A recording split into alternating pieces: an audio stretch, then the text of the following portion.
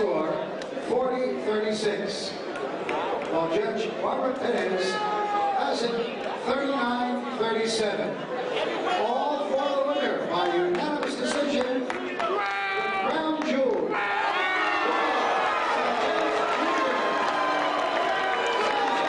You know it's AB, always balling, always bored, a lot of bills. You know what's going on, man. You know, shout out to Crown Jewels Boxing, man. You know, my people. You know, they get it in over there, straight up. Lamar Peterson giving a shout out to CrownJewelBoxing.com.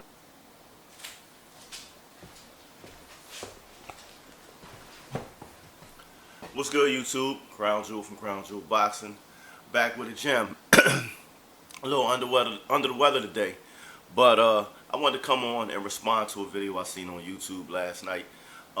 First and foremost, I want to say the video I saw from Knockout Boxing 86 TV. First and foremost, I want to say I love his channel.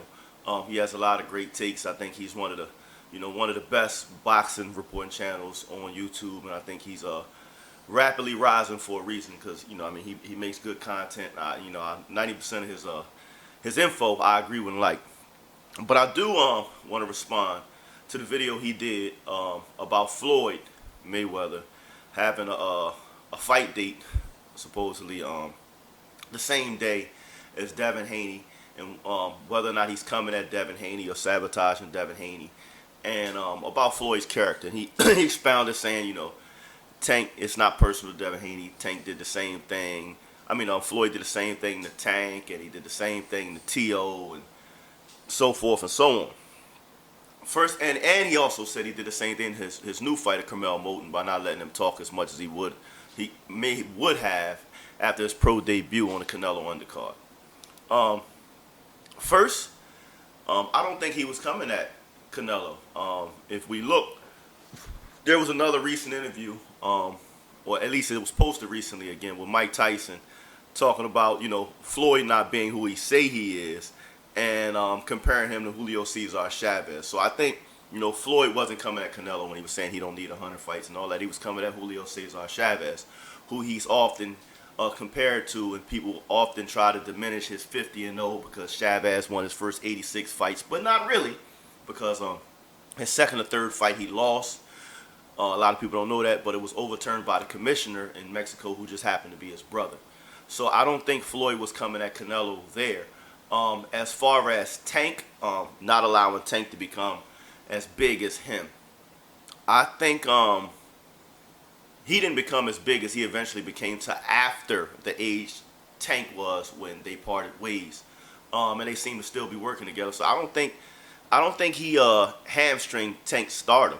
I think he made Tank a worldwide pay-per-view star, and gave everybody the blueprint to how to market a fighter, take him around the country, and have him fighting in arenas. And if you look over the last 2-3 years, Gervonta Tank Davis has sold out everywhere he's went. Part in fact because he's an amazing talent, exciting fighter to watch, and just a straight gorilla in the ring. But we can't discount that part of that is because there's a lot of eyes on you from the beginning when you have Floyd Money Mayweather standing next to you. So I think what he did with Tank Davis was of a help to him, not a hindrance. As far as him not allowing Tank to talk a whole lot, I love Tank, let me say that. But we all know early on, Tank wasn't the most, let's just say, astute when it came to responding to questions and dealing with the media. He wasn't the most media savvy early on. So it's only natural for a promoter who's invested in a fighter to try to protect his asset and not have him say something that's going to be harmful to himself and the business, which affects both of their bottom lines. Same thing going on with Carmel Moulton right now. He's 18 years old. I mean, I think you see the same thing sometimes with Bill Haney early on. I just think Bill's going too far with it, protecting Devin when certain questions are asked by the media. We do know that at times the media can be the judge, the jury, and the executioner. So if a fighter says the wrong thing, they can greatly affect them, and the media tends to pile on them, start to look at them in a different light, and put a black cloud over themselves and their career. So maybe Floyd is trying to do that. Maybe he's trying to order Moulton's steps and make sure he doesn't say anything that's going to hinder what they're trying to do to them. He also said within 24 months, Moulton is going to be a multi-millionaire, and I don't have any reason to think that that won't be true in watching what he did with Tank Davis. Like, Tank Davis is arguably the face of boxing, definitely the cash cow from 140 and under, and if not the face of boxing, definitely top two. So I don't think anybody can argue what Floyd Mayweather was able to do with Tank Davis. On the flip side, you said he wasn't personally coming at Devin Haney, or he wasn't fighting the same day as Devin Haney in order to hurt his sales. I'm going to agree with you. I don't think he's doing it to help Tank or because he's scared that Devin is going to eclipse Tank.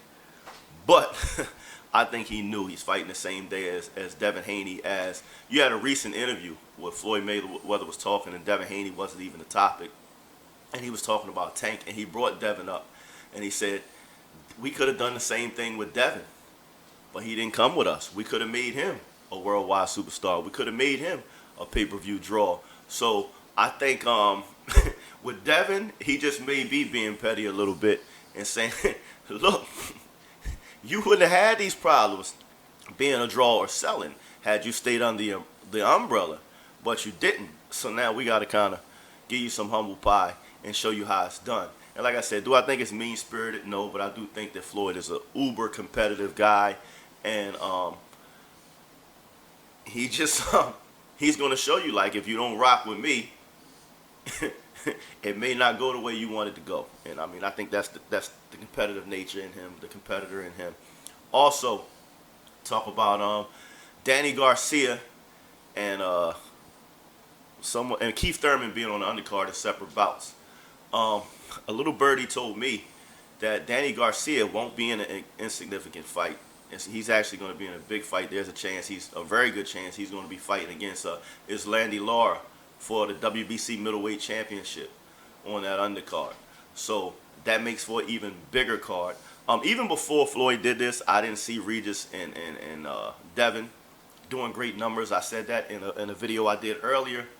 Neither of them are big stars. Neither of them are on their own or a pay-per-view draw. And like I said, the business of it shows me that they're searching, because Devin has been based in Las Vegas since he was a little boy. Las Vegas is a hotbed of boxing. He obviously can't sell there, which is why they're not having a fight there. Regis is from New Orleans. That's not really a hotbed, but he must not have a huge following there because they're not fighting there. They're actually trying something new, and Devin's fighting in the Bay for the first time, and obviously trying to capitalize on the fact that Bill Haney always discusses how they're from the Bay and blah, blah, blah. And I will say the Bay's wide open. There is no big-name fighter from the Bay right now, so maybe they embrace him, but I just don't see that translating into big pay-per-view sales or even gate sales because, as I said before also, the San Francisco 49ers play the next day. Most of the people that look like you and me don't have the type of money where they're going to go to major athletic events 2 days in a row. They're going to have to choose one or the other. And him being more popular or more sought after than the San Francisco 49ers, who are actually undefeated right now and playing really well, is a tall order to try to fill. So I just don't think that's going to do well. But again, salute the Knockout Boxing 86 TV. I just wanted to give you a different way of looking at some of what you were saying. Like I said, I respect your channel. You do a great job. You've actually allowed me to come on and talk before, or you've also read some of my comments. So kudos to you. Like I said, no beef, just a different way of looking at it. Until next time, keep your hands up, your chin down, and your ass off the floor. Peace.